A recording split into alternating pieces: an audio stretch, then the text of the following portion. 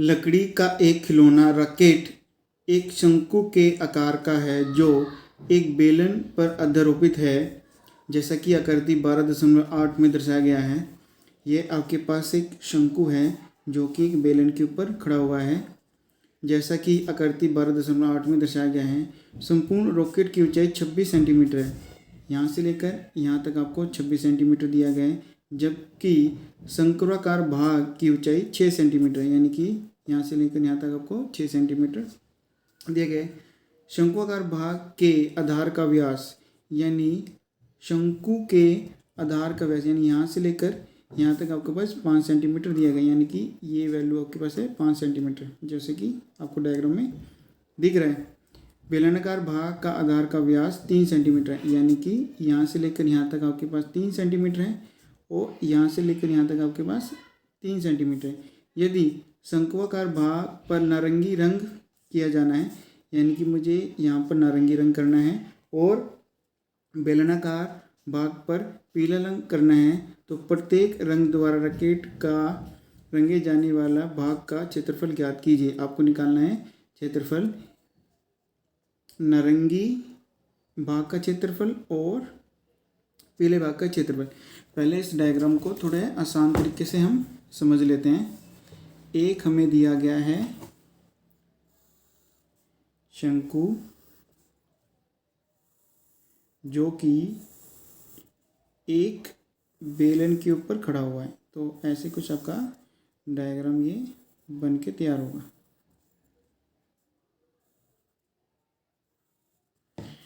अगर हम त्रिज्या की बात करें, सबसे पहले मेरे शंकु की त्रिज्या ले रहे जो यहाँ से लेकर यहाँ तक होगी, वह होगी व्यास का आधा। शंक्वाकार भाग का आधार का व्यास है 5, यानी कि इस पॉइंट से इस पॉइंट को मैं कैपिटल आ ले रहा हूँ, जो कि मेरे पास हो जाएगा 5/2 यानी कि 2.5 सेंटीमीटर। और यहाँ से लेकर यहाँ तक और यहाँ से लेकर यहाँ तक को मैं ले रहा हूँ छोटा r, जो कि बेलनाकार भाग का होगा त्रिज्या, जो कि होगा व्यास का आधा। तो बेलनाकार भाग का आधार का व्यास 3 सेंटीमीटर है, तो बटे में मेरे पास 2 आ जाएगा, जो कि मेरे को त्रिज्या निकाल के देगा, यानी कि 1.5 सेंटीमीटर हो जाएगा। अगर मैं पूरी हाइट की बात करूं रॉकेट की, तो ये पूरी मुझे दे रखी है 26 सेंटीमीटर।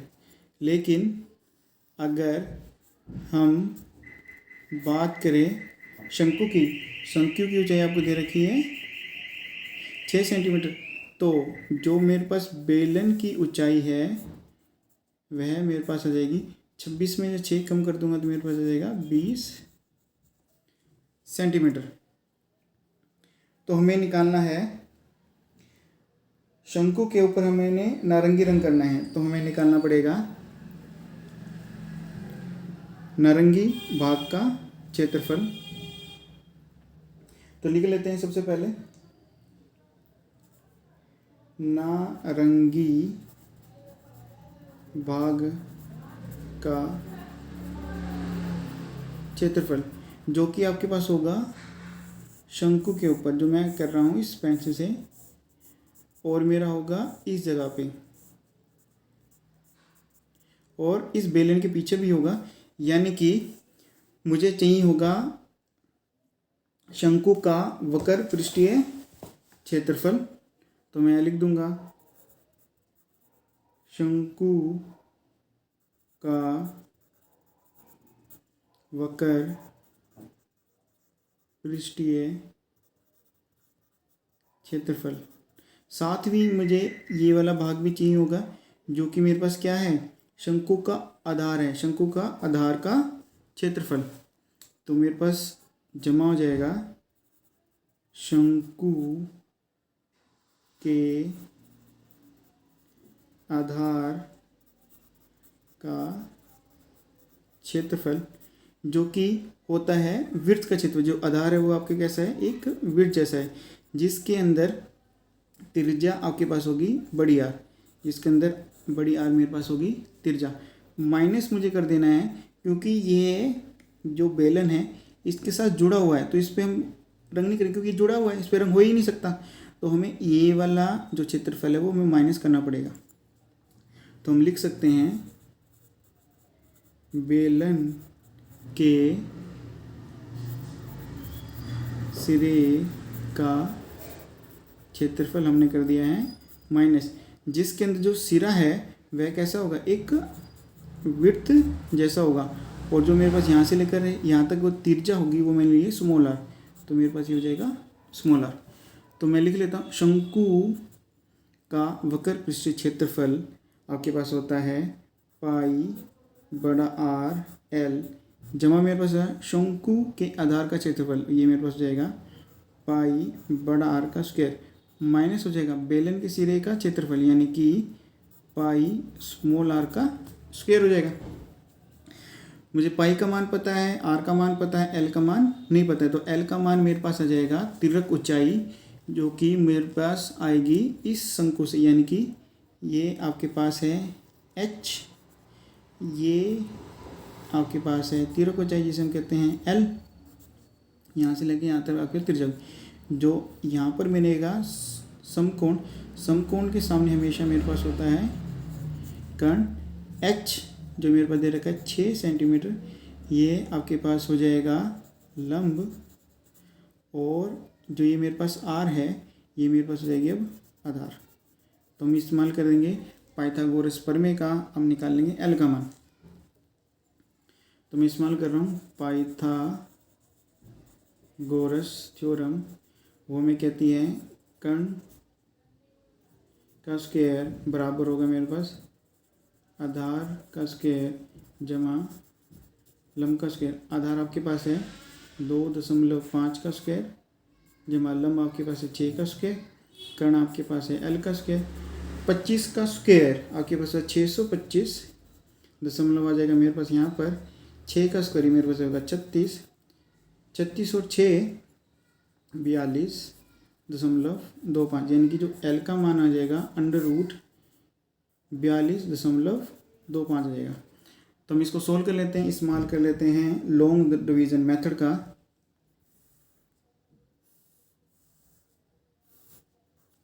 तो ये हमारे पास ऐसे बॉक्स बनेगा 42.25 लिखेंगे, तो जोड़े बनाएंगे, पॉइंट से इधर जोड़े बनाएंगे, वो पॉइंट से इधर जोड़े बनाएंगे। तो सबसे पहले मेरे पास जाएगा 6 ठीक 36 पे 12 में से 6 गए 6 हो जाएगा, तो पॉइंट लगा तो ये पॉइंट यहाँ पर आ जाएगा, ये जोड़ा मेरे पास यहाँ उतर जाएगा, 6 का डबल हो जाएगा मेरे पास 12। फिर ये मेरे पास जाएगा 5 पे, ये हो जाएगा 25 2 6 625 पे पूरा कट गया है, तो L का मान मेरे पास हो जाएगा 6.5 यानी कि तिर्यक हो जाएगा, आ गया आपके पास आ गया 6.5 सेंटीमीटर। हम अब वैल्यू रखना चालू कर देते हैं, तो आपको साफ से दिख रहा है पाई पाई पाई मेरे पास आ रहा है कॉमन, तो पाई को ले लेंगे कॉमन, अंदर बचेगा आर एल जमा आर का स्क्वायर माइनस हो जाएगा आर स्क्वायर।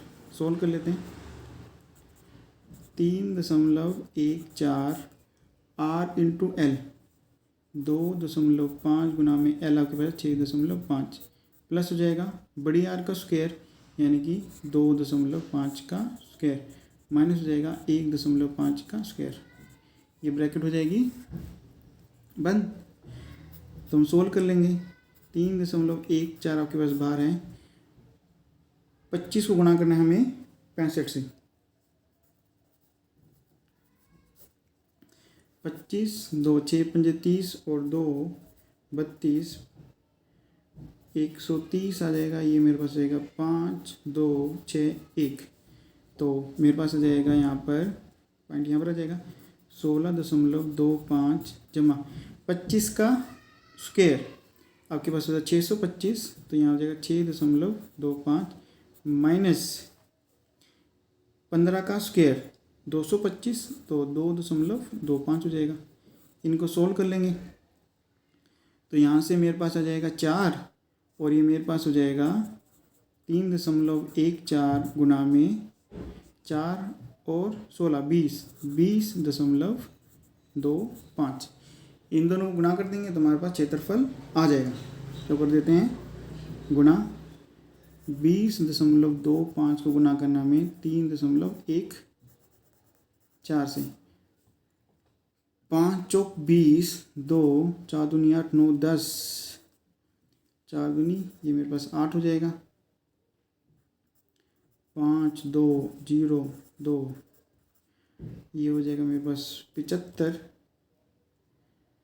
0 और ये मेरे पास हो जाएगा 6 0 5 5 और 3 8 7 7 14 और एक हो जाएगा मेरे पास 15 3 6। पॉइंट मेरे पास आ जाएगा 1 2 3 4 के बाद 1 2 3 4 के बाद, यानी कि 63.585 सेंटीमीटर स्क्वायर। यही है आपके नारंगी भाग का क्षेत्रफल। फिर आपने निकालना है पीले भाग का क्षेत्रफल। जो आपके पास पीला भाग है वह हो रहा है